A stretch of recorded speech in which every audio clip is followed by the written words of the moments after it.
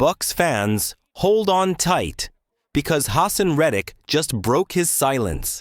While the NFL world was panicking over his absence, Reddick was quietly preparing for war. Now he's back, he's focused, and he's ready to lead this Buccaneers defense like never before. Could he be the missing piece to spark a dominant pass rush and put the NFC South on notice? You're about to find out. Let's get straight to it. Haason Reddick has finally spoken, and what he revealed has put all the questions to rest. While fans were wondering why he skipped OTA practices, Reddick stepped up to the mic and told us the truth. I stayed in shape. I took care of things at home. I made sure once I got to Tampa, nothing would distract me. Simple, honest, and honestly, it makes perfect sense. Moving to a whole new city, changing your life, and joining a brand new team, it's not just about football. It's about getting your life in order, making sure your family is settled, and making sure your mind is clear.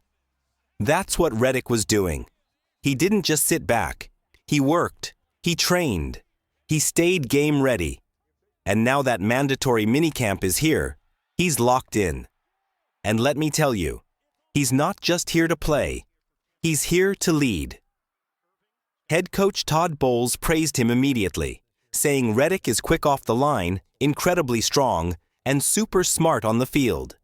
He's already teaching the young guys, breaking down how to use their hands, how to time their moves, how to dominate the edge. This is exactly what the Buccaneers' defense has been missing. A real veteran leader who's done it all. Remember, before last year's disappointing season with the Jets, and let's be honest, the Jets were a mess. Reddick had 4 straight seasons with double-digit sacks. He was feared. He was a force. And now he's bringing all of that back to Tampa Bay. And look at who he's surrounded by. Yaya Diaby. Year 3, just 26 years old Chris Braswell. Only 23, entering year 2. Jose Ramirez, Marquise Watts. Young, hungry, still learning. This group has raw talent, but they need guidance. They need a mentor, and now they have one. This could be the turning point for the Buccaneers' defense. A dominant edge rusher, a proven leader, a locker room voice. This is what we've been waiting for. Last time the Bucs had a double-digit sack season, it was 2021. And even then, just 10 sacks. Reddick could break that curse. If he stays healthy, if he brings that fire, this defense could finally become elite again. Now I want to hear from you, Bucs fans. How much confidence do you have in Haason Reddick this season? On a scale of 1 to 10, how fired up are you about what he brings to this defense? Drop your thoughts in the comments. Let's talk. Let's debate. Let's get hyped for a new era of Buccaneers football. Now imagine this for a second. Bucs fans, what if Haason Reddick doesn't just play well? What if he makes everyone around him better? That's not just a dream. It's becoming reality. If Reddick can help guys like Yaya Diaby take the next step, this Bucs defense could explode. Just 2 seasons ago, Diaby racked up 7.5 sacks in only 7 starts, and that was with him playing less than half the defensive snaps all year. That's insane potential. Last year was a step back, sure, just 4.5 sacks, but we've already seen what he can be. Now pair that natural talent with Haason Reddick's experience, knowledge, and hands-on teaching, and you might have something special. Reddick isn't just telling these young guys what to do. He's showing them how to read the offensive line, when to make a move, where to strike, how to win one-on-one battles. These aren't things you can just watch on film and learn. This is real mentorship from a veteran who's done it at a high level for years. Even if Reddick doesn't hit 10 sacks himself, his impact could still change the game completely. He's working closely with linebackers coach Larry Foote, acting like a coach on the field. He's training these guys like brothers, not just teammates. And when a veteran does that, it creates a ripple effect across the entire defense. If Reddick sharpens Diaby's edge, and Diaby gets to 12 or 13 sacks, Reddick is part of that success. And once the pass rush starts clicking, you better believe the rest of the defense wakes up. Vita Vea and Kalija Kansi suddenly get more room to work. Quarterbacks get less time. That leads to turnovers in the secondary. The whole defense starts to feed off that energy. That's how you go from a good defense to a top 10 unit, the kind of defense you need to win playoff games. Of course, there's always a chance things don't go as planned. Maybe Reddick isn't the same player he once was. Maybe he doesn't rack up a ton of sacks. But even then, his presence is already making this defense better in minicamp. And that's huge. Todd Bowles said it loud and clear, we need more takeaways. And what's happening now? The defense is getting them. They're flying to the ball. They're more aggressive. They're reading plays faster. That's what leadership does. That's what energy does. That's what Haason Reddick brings. And let's not forget, the Bucs take care of players who deliver. We've seen it again and again. Baker Mayfield got a prove-it deal, and he proved it. They paid him. Jordan Whitehead didn't. He was gone. Ben Bredeson stepped up. He got rewarded. So if Reddick balls out, even if it's 7 or 8 sacks, but his leadership helps guys like Dybee reach 13, and the total sack numbers skyrocket across the board, the Bucs will take notice. They'll pay a guy like that to stick around. Because what Reddick brings to this defense isn't just stats. It's a winning mindset and real, visible improvement. Right now, we're already seeing it. The confidence is rising. The linebackers look sharper. The secondary is snatching up picks. In fact, in just one practice, the defense hauled in 3 interceptions. That's the kind of momentum that can change a season. But there's a flip side to all this. If the defense is grabbing picks, does that mean the offense is struggling? Is this something we should be concerned about? That's coming up next. What do you think, Bucs Nation? How many sacks will Haason Reddick have this season? And more importantly, how many sacks could Dybee get with Reddick mentoring him? Drop your predictions in the comments below, and let's talk about how dangerous this defense could be in 2025. The Buccaneers' defense is flying high in minicamp, snagging interceptions, making plays, and building swagger. But here's the question every Bucs fan is asking right now. If the defense is dominating practice, what does that say about the offense? Should we be worried about Baker Mayfield? Is this a red flag or just part of the plan? Buckle up, because the truth might surprise you. Let's keep it real, Bucs Nation. When a defense is racking up interceptions in practice, it always sparks the same debate. Is that a sign of defensive dominance or a sign that the offense is struggling? Well, that's exactly what Todd Bowles was asked after Wednesday's minicamp practice. And his answer? Pure gold. He said, and I quote, "I see both. I have mixed emotions. I'm happy we're getting our hands on balls. I'm disappointed we're turning the ball over. I'll never be happy." That last part, "I'll never be happy," might sound funny at first, but it tells you everything you need to know about how seriously Bowles takes both sides of the ball. He's a defensive guy at heart. Of course he loves seeing his defense create turnovers. He's been demanding more takeaways since last season. But now that he's actually getting them, it's coming at the cost of his offense, the part of the team he knows needs to carry them through tough games. And that's where the emotions get mixed. And yeah, it's kind of hilarious, but it's also very real. Now you're probably asking the same thing many fans are. Should we be excited about the defense or worried about the offense? Here's the truth. It's not black and white. It all depends on how those turnovers are happening. Was it a terrible decision by Baker Mayfield? Or was it just a phenomenal read and play by someone like Antoine Winfield Jr. or Jamel Dean? That context matters. And unfortunately, unless you're watching every rep from the sideline, you're not going to get that full picture. But here's something super important for everyone to remember. Don't panic over interceptions in June. Seriously, don't do it. Why? Because this is practice. And that's exactly what practice is for. Baker and quarterbacks like him are supposed to test the limits during this time. This is when they try risky throws, attempt tight windows, and figure out what their receivers can and can't handle. They're not just out there running the offense, they're learning. They're pushing themselves. They're seeing what works and what doesn't. Think about it like this. You don't want your quarterback experimenting in the fourth quarter of a playoff game. You want him to have done all that trial and error months earlier in training camp. And look, Baker Mayfield is a gamer. He's a warrior. Guys in that locker room love him for that. Even Haason Reddick talked about how much he respects Baker's toughness and how he plays like every snap matters. You don't fight off Nick Bosa on fourth down unless you've got that fearless mindset. But that also means Baker's going to throw a few picks in practice. That's just who he is. You've got to take the bad with the good.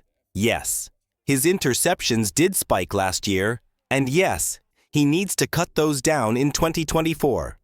But this is how you do that. You take the risk now, so that in crunch time later, you've already worked through the mistake. And here's the silver lining, folks. Those defensive interceptions aren't just hurting the offense. They're helping the defense grow too. How many times last season did our corners or safeties drop easy picks? How many times did we miss a chance to flip momentum with a takeaway? Way too many. So now, seeing them get their hands on the ball in camp, that's a huge win. It builds confidence. It sharpens instincts. It gets that secondary ready to make game-changing plays in real moments, not just drills. So yeah, Baker threw a pick in practice. Big deal. That pick might save him from throwing one in the fourth quarter in Detroit this fall. And maybe, just maybe, that same rep is the one that turns a dropped pick into a pick six for Jamel Dean in Week 1. It's all connected. This is how great teams get built. So what do you think, Bucs fans? Should we be excited about the defense or worried about the offense? Do Baker's practice interceptions concern you? Or are they just part of the grind? Drop your thoughts in the comments below and let's talk about it. Are we witnessing the rise of a top-tier Bucs defense? Or are we seeing early warning signs? Are the Tampa Bay Buccaneers about to unleash one of the most dangerous offenses in the entire NFL? Forget the haters. National media is finally waking up to the storm that's coming out of Tampa. We're talking top 3 offense, Baker Mayfield MVP buzz, and a unit so stacked, it's terrifying. But can they live up to the hype?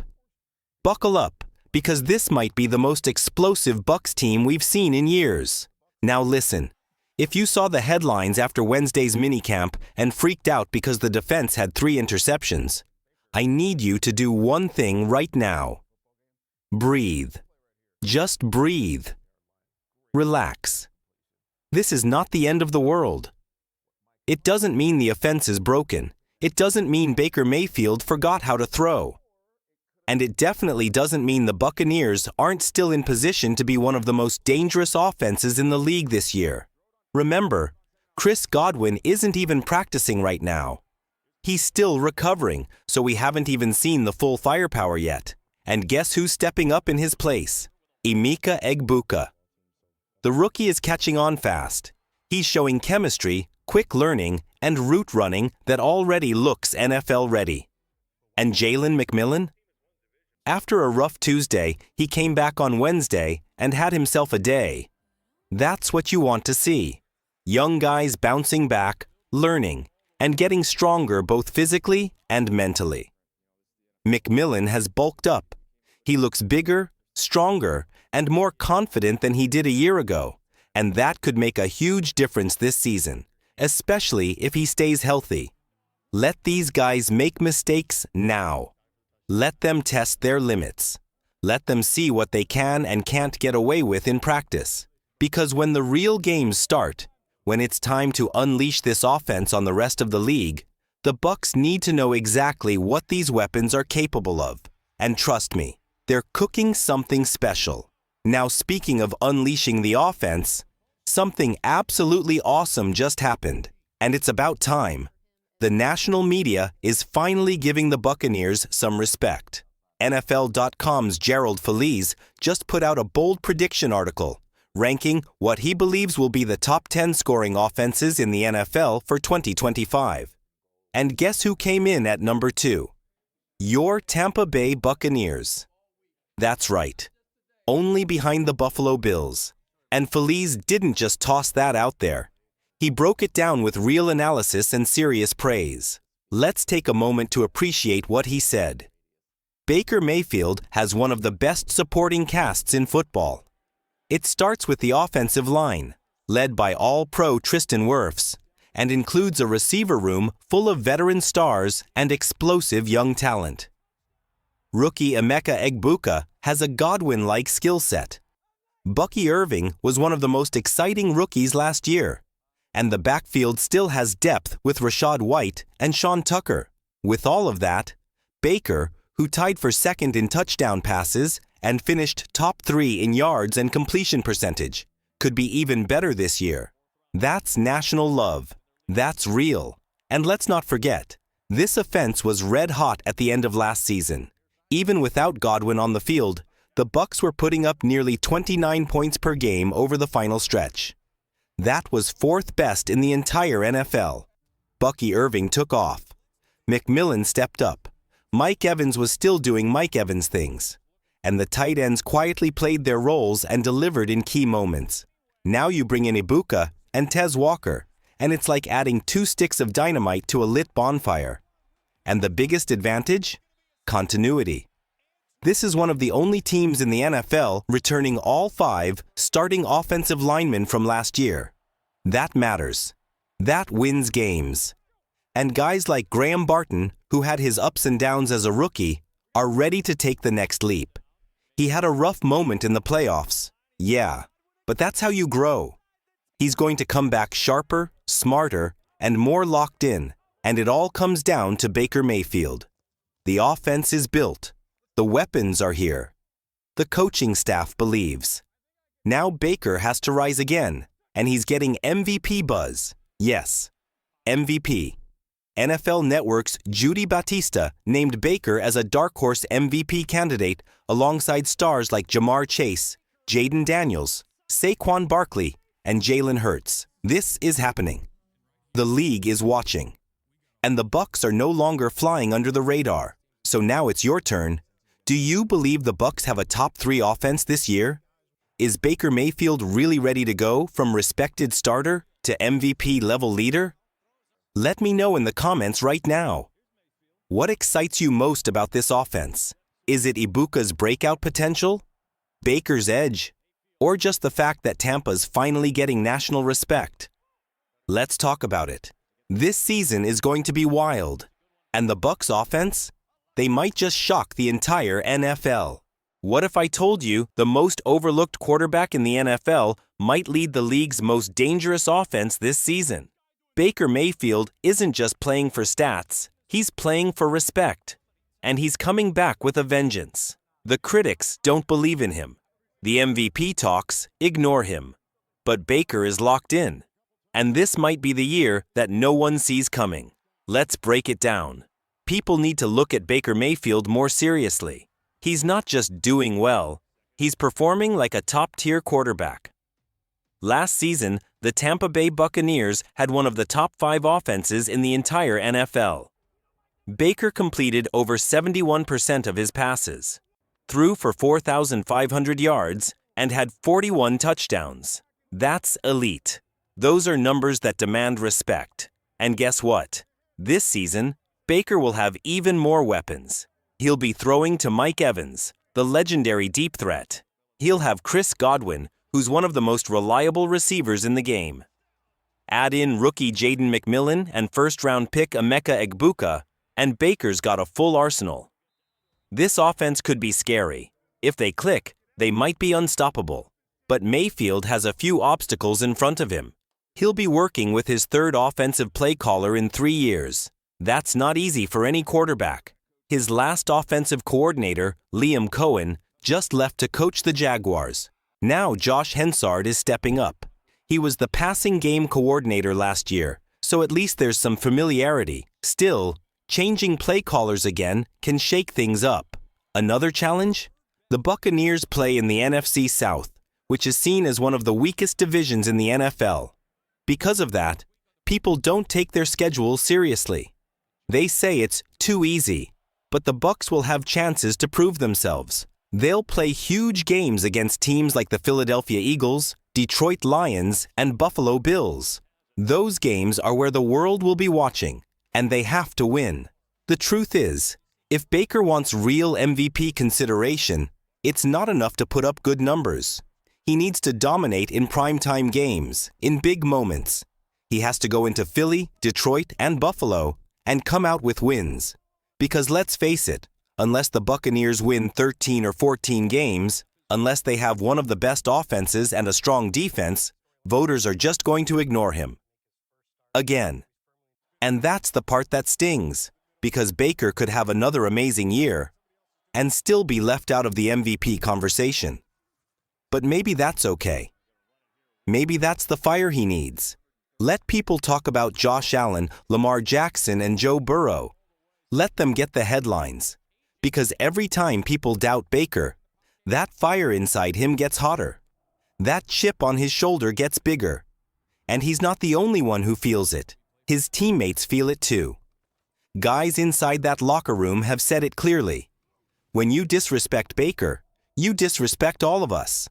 That's how close this team is. That's how personal this season is. And don't forget, GM Jason Licht remembers everything. He hears the disrespect. He sees the headlines. And he's building a roster ready to make everyone eat their words. Now it's your turn. How confident are you in Baker Mayfield this season? On a scale of 1 to 10, rate your belief in him as a true MVP candidate in the comments. Do you think he can lead the Bucs to 13+ wins? Or will the media keep overlooking him? Drop your thoughts below. Let's talk football.